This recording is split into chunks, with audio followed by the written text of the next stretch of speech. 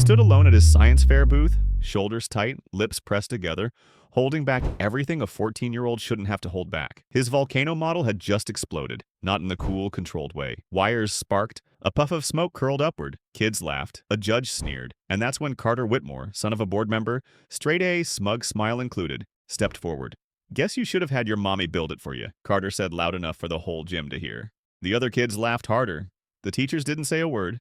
The judges didn't flinch. The boy's face flushed with shame, his hands trembling beside the crumpled project. But then, she walked in. Steel-toe boots, rubber gloves in one hand, mop bucket in the other. Uniform faded but spotless. The janitor. His mom. She didn't speak, didn't rush. She just looked around the room, right into every eye that had just laughed at her son, and then walked calmly toward the wrecked volcano. The laughter stopped. The silence felt like pressure. And as she knelt beside him, pulling a small screwdriver from her back pocket, one of the judges muttered under his breath, "Why is she even here?" But he didn't know who she was. Nobody did. Yet. The gym smelled like waxed floors, burnt circuits, and cheap cologne. The kind teenage boys borrow from their fathers and wear like armor. Parents milled about in business suits and designer sneakers. Laptops glowed. Trifold poster boards stood proud, some more expensive than the actual projects. But on table 12, there was silence. The cardboard edges of the volcano sagged slightly from the smoke. The red LED lights had shorted. The boy stood still, fists clenched tight beside his thighs, eyes locked on the table. He didn't even flinch when someone whispered, "That's what happens when you bring dollar store science to a Silicon Valley showcase." She reached him in 4 strides. Her boots made no sound on the polished floor, but her presence was thunder. "Hey, baby," she said gently, crouching down beside him. "Breathe. What broke?" His voice was low. The fuse shorted. It sparked up the baking soda pump and melted the wiring. She nodded once, already unzipping a pouch from her belt. Yeah, her janitor's belt. From it, she pulled out a slim tester and a tiny coil of copper. "Didn't use the thermal mesh?" "I couldn't find it." "Then we're going to cheat the heat." As she worked beside him, hands precise, movements confident, people began to notice. Not just because of the rubber gloves shoved into her back pocket or the name tag on her chest, Monica J., but because she didn't hesitate. She wasn't lost. She wasn't overwhelmed. She was fixing it. Fast. Clean. Like she knew exactly what she was doing. Carter Whitmore, meanwhile, leaned against his sleek magnesium alloy wind turbine model 2 tables away and watched with folded arms. "She's really committed to the cosplay," he smirked to his friend. "You think she knows what she's doing? She's probably fixing a microwave. I mean, she's in boots." Then the voice came. Sharp, flat, institutional. "Excuse me." It was Ms. Harding, the event coordinator. Blazer tight, clipboard tighter. "This area is for registered participants only." Monica didn't look up. "He is a participant. I'm just helping him reset the circuit." Ms. Harding blinked like someone who hadn't been disobeyed in a decade. "You're the custodian, yes?" "Yes." "So please return to custodial responsibilities. We have tech supervisors on site for project issues." Monica stood up slowly, taller than most expected, eyes level with the woman in the blazer. "With respect," she said, calm but unmistakably direct. "None of your supervisors got down here when this thing blew. My son could have been burned. Nobody moved, except me." The woman inhaled sharply through her nose. "You're making the other families uncomfortable." Behind them, someone murmured, "Why is she even allowed on the floor?" And that's when Carter added, "Yeah, she's not even wearing a badge." The woman turned to the judges at the nearby table. "I'm going to have to disqualify Table 12 for outside assistance." The words sliced through the room. Her son looked up, stunned. "Wait, what?" "I'm sorry," the judge replied, not even making eye contact. "Rules are rules. Non-registered adult interference is automatic disqualification." The silence that followed was cruel, heavy. The boy looked like he wanted the floor to swallow him. Monica's jaw tensed. She looked around the room, at the teachers who wouldn't meet her eyes, the parents who just pretended to be confused, the students who giggled behind their phones. Then she took off her gloves. laid them carefully on the table, straightened her posture, and asked, still calm, "Can I appeal that?" Ms. Harding smiled like she'd won. "No." "Can I speak to the head judge?" "He's unavailable." Monica nodded once, then looked at her son, then back at the clipboard. "Then I'll be leaving," she said, but not quietly. She pulled a folded sheet of paper from her back pocket, something handwritten and clearly old. It looked like a diagram, with equations on one side and names scratched into the bottom. She slid it onto the judge's table. No one knew what it was, but two of the judges went still when they saw the name at the bottom. She turned, took her son by the hand, and walked out. Past the booths, past the families, past Carter still smirking like he'd just watched someone get fired from a job she wasn't supposed to have. And as the gym doors closed behind her, someone said, just loud enough, "Probably stole the design anyway." And nobody corrected them. What happened next changed everything, and not just for her son. You don't want to miss how this unfolds. Have you ever watched someone get dismissed or silenced just because of how they looked? Drop your story in the comments. It matters more than you think. The next day, the school cafeteria buzzed with whispers and not-so-subtle glances. You heard they kicked him out? Because his mom tried to fix it. So embarrassing. Honestly, if my parents were janitors, I wouldn't even show up to school. Carter Whitmore basked in the attention. He held court at the center table, where the cool kids sat like they were born to inherit corporate titles. His science fair trophy gleamed on the table beside him, even though he hadn't won the top prize, just an honorable mention. But still, he grinned, waving a French fry, I didn't get disqualified for bringing my maid. Laughter erupted. His voice carried. At a table in the corner, the janitor's son sat alone. His name was Devon. His tray was untouched. He didn't say a word, just stared down. Not because he was ashamed, but because he was focused, calculating. At that same moment, in a downtown glass tower just a few miles away, Monica was walking into a building no one from school would have imagined she belonged in. Her mop? Left behind.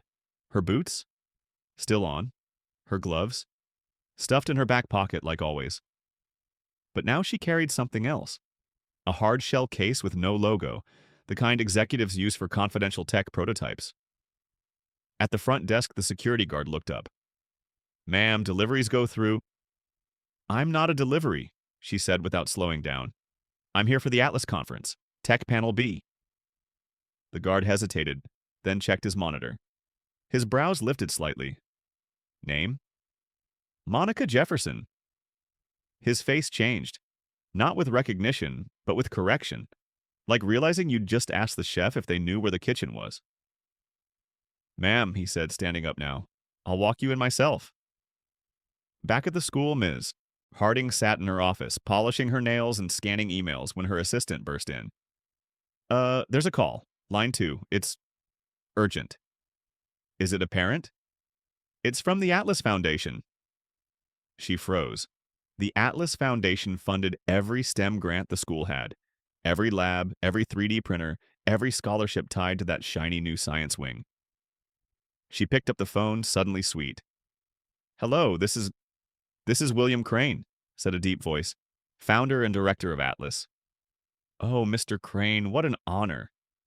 "I'm calling regarding an incident yesterday. One of our contributors was on site, left a personal artifact, a diagram." Ms. Harding blinked. A diagram? With her signature, Monica J. The color drained from her face. Crane continued, sharp now. "We were unaware she had been treated with such blatant disrespect. Our programs rely on contributions from consultants like Ms. Jefferson. If she chooses to withdraw her support, we will be reviewing our entire partnership with your district." Ms. Harding tried to stammer something about rules, policy, procedures.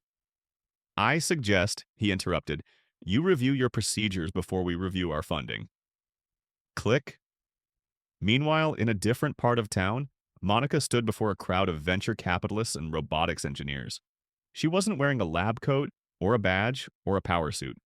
Just her janitor uniform, and a calm, direct voice that made everyone lean in. "What you're looking at here," she said, pulling a circuit board from the hard case, "was reverse engineered using scraps from a high school recycling bin. Because that's all my kids' school lets the lower income students use." A slide appeared on the screen behind her. Her son's volcano, fixed, upgraded, and now rigged to power a small water purification system. Gasps. I wasn't supposed to build it. I wasn't supposed to touch it. I was just the janitor. She paused. But when I saw my kid being publicly humiliated for trying, I realized I had two choices. Clean it up or flip the whole damn table. The room was dead silent. Then, thunderous applause. Back at the school, the science fair committee received a second envelope, this time with a business card attached. Monica J. Jefferson, lead circuit architect, Ethra Systems adjunct research director, Atlas Foundation prototype lab. Confidential.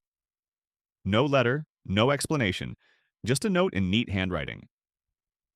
If you're going to disqualify students for having qualified help, maybe check who you're disqualifying first. The gym wasn't so smug anymore.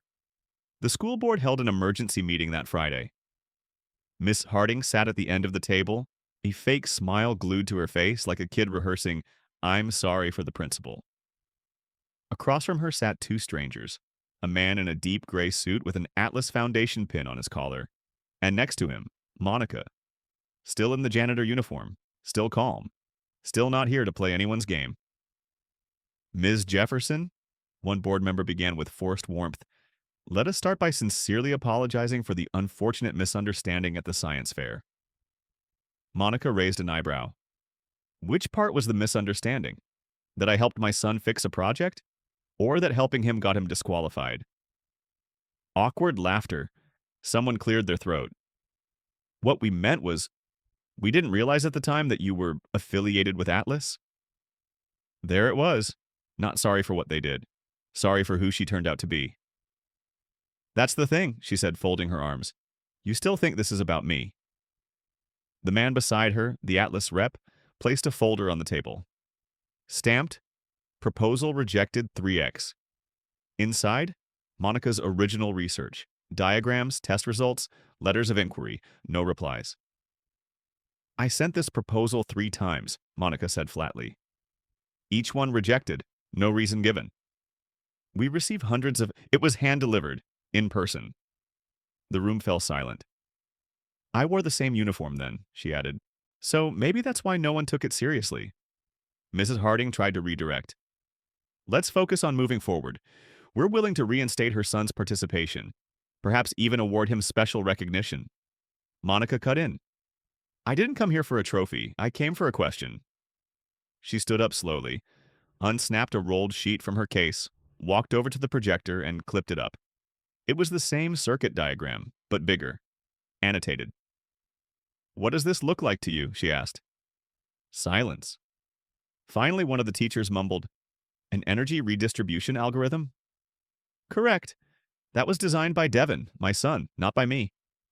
Eyes widened. It was his addition to my original model. I found it in his notes. She let that hang. You disqualified a student who improved a system none of your judges could even read. In the back of the room, the principal shifted in his seat. What do you want, Monica? She didn't blink. I want your science fair rules rewritten. I want bias training for your staff. I want access to your grant submission process for all students, not just the ones with last names on buildings. And if we don't agree? Someone challenged. The man from Atlas answered for her. Then the Atlas Foundation pulls out. All STEM funding, all scholarships, all competitions, effective immediately. Gasps. A pause, then silence of another kind. The silence of power shifting. 2 weeks later, the school gym looked different. Same booths, same tables. But now there were new faces. Kids from the other side of town. Homemade projects built from scrap. Posters with crayon handwriting. One kid had a solar panel taped to a cereal box. In the middle of it all, Devin. His project restored, upgraded, and surrounded by people listening, not laughing. Carter Whitmore walked by, eyes down, no trophy this time. No comments. But the real moment? The one nobody forgot? It happened when a woman in heels approached Monica at the back of the room. I just wanted to say, I'm sorry, she said. I was the judge who agreed to disqualify him. I was wrong. Monica looked at her for a long second, then nodded. You weren't the only one. The story could have ended there, but it didn't. Because 3 days later, Monica got a call from an unknown number. Ms. Jefferson? The voice asked.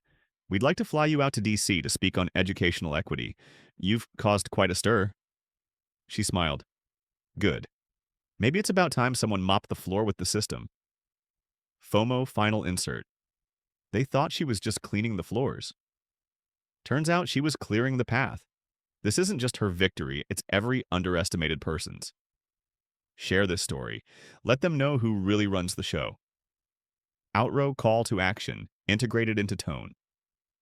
If this story made you feel something, if you've ever been ignored, dismissed, or underestimated, don't stay silent. Drop your story in the comments. And subscribe for more stories where power changes hands. Not with noise, but with quiet brilliance.